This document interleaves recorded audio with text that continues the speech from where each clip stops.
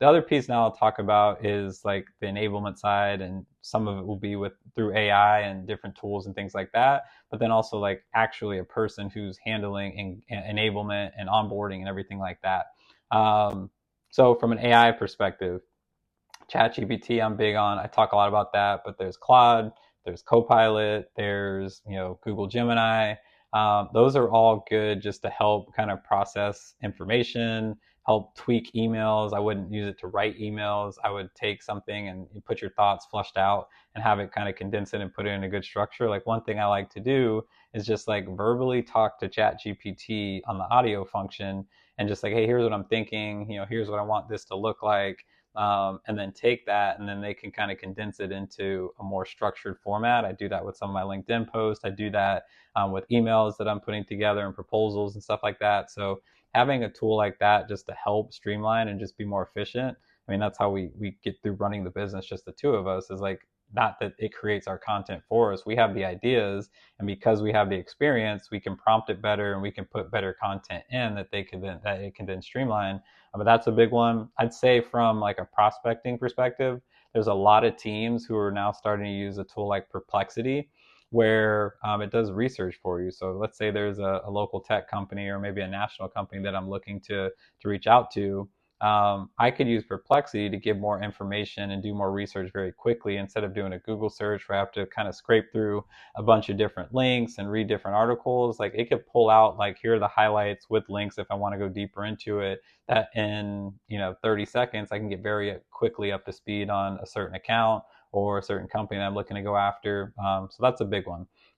Chat, I think most teams should have some sort of chat function. A lot of it have it from a service perspective. One thing I'm looking at is like, how can you use this to actually nurture people through that kind of middle of the funnel journey? So I touched on Wolf Cycle earlier and like tools like that. Like it allows you to get people who are already interested, but like, how are you nurturing people to get more interested? So chat is a good way to do that and like engage in like an interactive conversation. So I'm looking at building almost like a ticket GPT or something like that, where it could help educate and nurture and get fans more interested so that when a salesperson is ready to reach out or they raise their hand to reach out, this person's further down the process. And, we're going to pilot and see if this actually leads to more conversions versus traditional methods and see if this is something we can bring to market. There's other tools out there too. One is called Sales, I think it's called. I did a demo with them, but like these agents who do prospecting for you. So one of the biggest pain points for salespeople is they don't like the process of prospecting. And I used to get on my staff about they need to prospect more, but now that I do it myself, like it is tedious. It does take some time.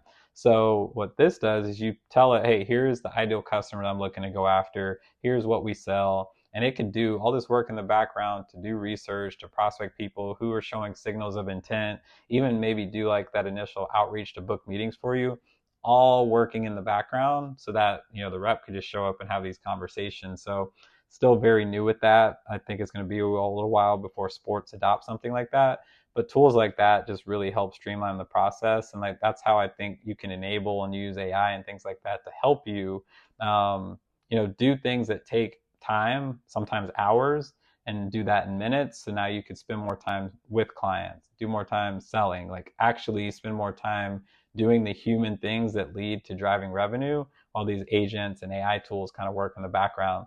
Others, real quickly, I'll touch on video. That's something I'm really big on. I use video through LinkedIn to differentiate in the messaging, but there's I use Vidyard, but there's other tools like it where you could do a screen recording. Like when I send a proposal over, I'll walk through it and give a quick video and kind of talk through what I'm sending over so that they have a little more context, or if they forward it to somebody who wasn't maybe in the meeting, they have a little more exposure and context. So that actually helped me close a sale by doing that. So I would use a tool like that and find the right places to do more personalized video.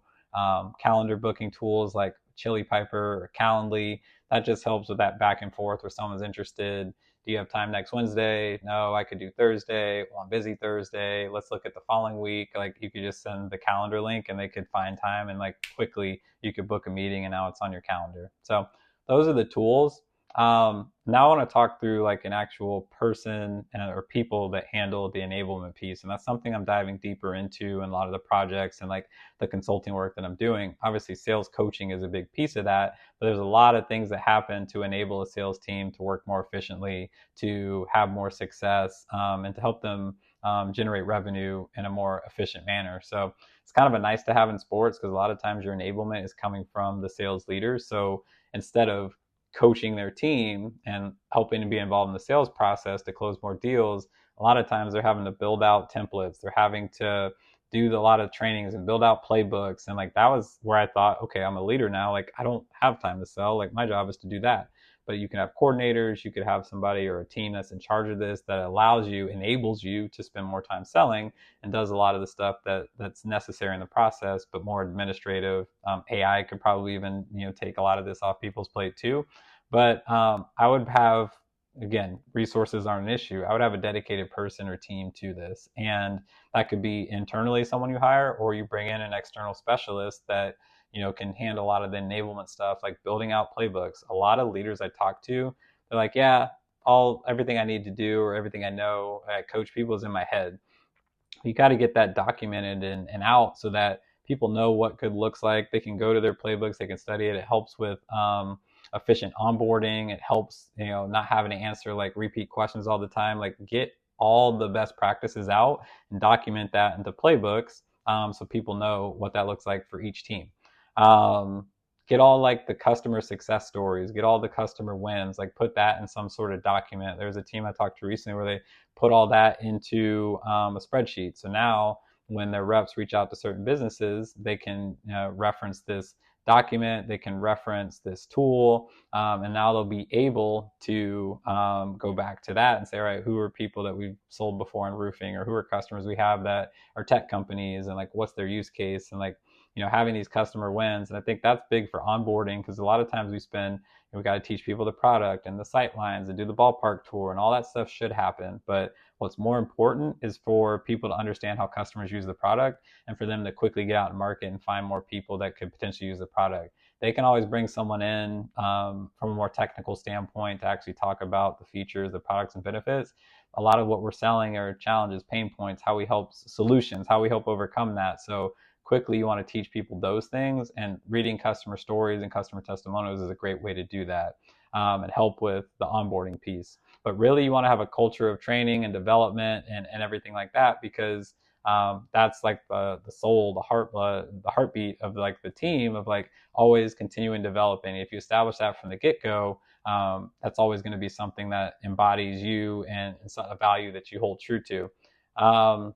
I talked about ChatGPT. That's another tool you could use from a training perspective. You can create quizzes that it automates on. We've talked to a few teams recently, and one of the things we said a use case could be for ChatGPT is, hey, I don't know much about this industry. Give me a 15-question quiz that we go back and forth with, so I could get more up to speed on this industry. And now, when you go out and have conversations, you're more credible and more educated out in market when you're doing some of those things.